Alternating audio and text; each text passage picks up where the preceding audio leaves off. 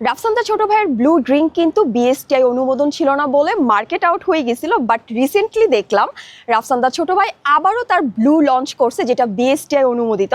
So আমি আজকে এই ব্লু ড্রিঙ্কটা ট্রাই করব। দেখলাম যে ফ্লেভারের নামের মধ্যেও ডিফারেন্ট আছে, সো দেখা যাক যে টেস্টের মধ্যে ডিফারেন্ট আছে কিনা।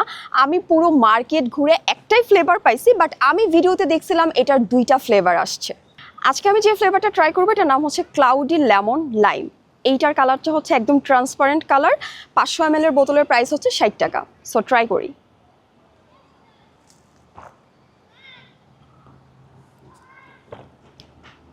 টকটক একটা ফ্লেভার, লেমনের একটা ট্যাঙ্গি ফ্লেভার, সেই সাথে ছোটবেলা আমরা একটা 10 টাকা দামি ড্রিঙ্ক খাইতাম না, ট্রান্সপারেন্ট কালারের, সাদা কালারের বোতলটা ছিল, আমার ঠিক মনে নাই ওটার নামটা।